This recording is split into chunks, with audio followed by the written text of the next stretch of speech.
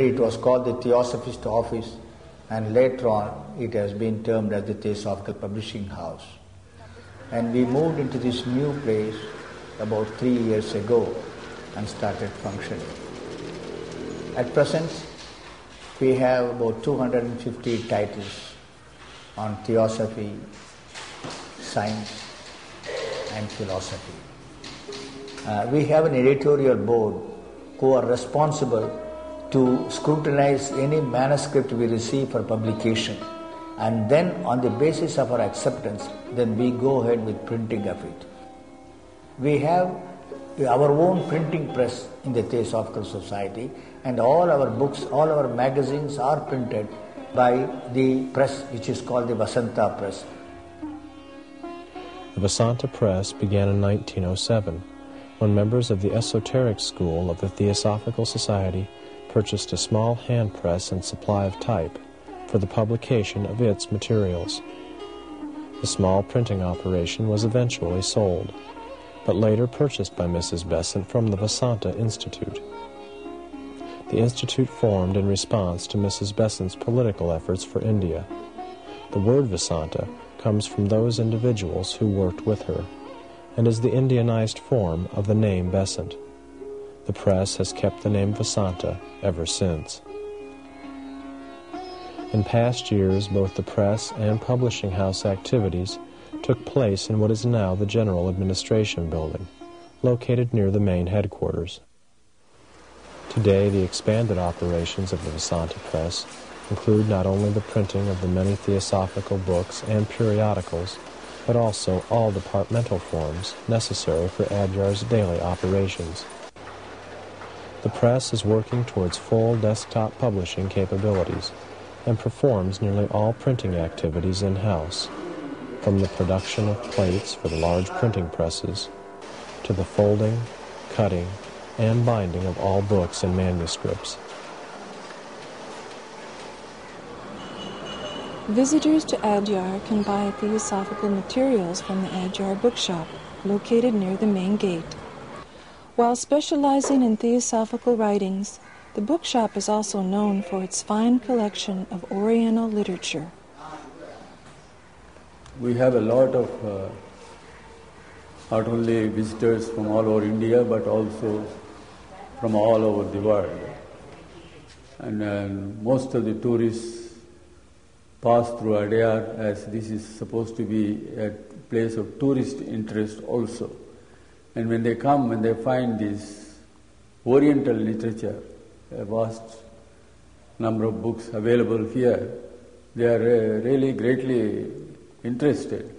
And they say they have come across one of the best bookshop containing such books during their tour. When they come to the bookshop, they inquire about the Theosophical Society also, and that way, as long as I was in the bookshop, I was also an information officer. And as such, I've been able to talk to people, talk to inquirers, and make them interested in theosophy. And quite a few number of visitors from India have joined the society through that, and quite a number of foreigners have taken our the publicity literature and the addresses of their local centers wherever they are, and I take it that when they return to their homes, they would have contacted the centers. In 1991, at the 116th Annual Convention, member delegates from around the world had a chance to see these and the many other theosophical activities conducted at Adyar. But what about community service? It is often said of theosophical centers that their focus is too intellectual and self-contained. That isn't true of Adyar. There is a great deal of practical work done here. In the Alcott Memorial School, we have more than 700 boys and girls from the poorest level of society, really deprived children. and they are being really given the best possible education and provided with all the facilities, and I think many of them go away with a new sense of dignity and feeling happy with the education they've received. Beginning in 1894, Colonel Olcott organized 5 schools available free of charge for children who were outside of the recognized castes of India. Known as the Panchamas, the children of this less fortunate group were also provided with a midday meal. Eventually, all of the schools were merged into what is now called the Olcott Memorial School. Convention delegates have the opportunity to see the school's efforts firsthand. The Olcott School is a school in the state board, which is affiliated to the state board. And therefore, most of the classes that are offered are the classes pertaining to the subjects prescribed by the government, by the rules: physics, chemistry, history, geography, Tamil, English. All this goes on. One of the basic requirements identified for the underprivileged is a sense of hygiene, a sense of cleanliness, a sense of nutrition. One of the crafts that is offered to the girls is home crafts, and there they learn a hygienic way of cooking meals. They also learn how to have a balanced and a healthy meal.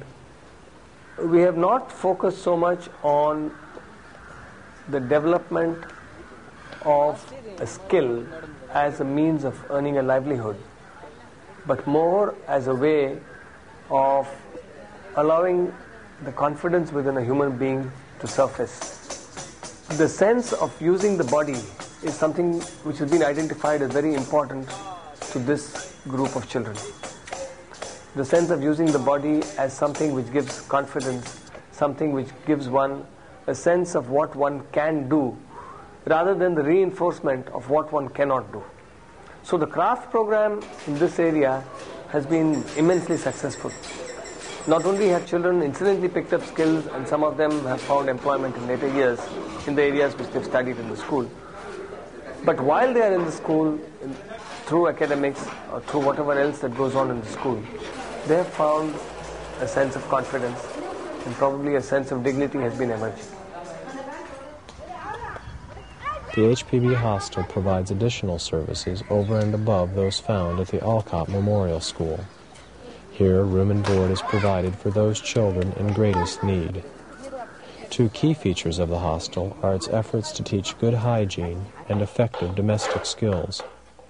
It is hoped that such training will encourage a higher standard of living once the children reach adulthood. Oftentimes, it is difficult for people to secure or even maintain work because of family responsibilities. The Social Welfare Center is designed to help with this problem by providing working parents with quality care for their children. At the center, the children take part in many activities and are provided with daily meals. Health care is also provided. In addition to the Children's Center, there is also a crafts center for parents, where sewing and weaving are taught. When proficient in their tasks, they are paid for the goods they produce, providing them with some income. The Theosophical Society also works closely with other like-minded organizations equally interested in the future of India and its people. The Krishnamurti Foundation is one such group. They too wanted to reach out to the youth of India by establishing a school of their own. To help with this effort, the Society leases to the Foundation the portion of its campus known as Damodar Gardens. Here children have the opportunity of learning and playing in a beautiful setting. The property has a magnificent banyan tree of its own, while the beautiful bungalow is an ideal space for offices and classrooms.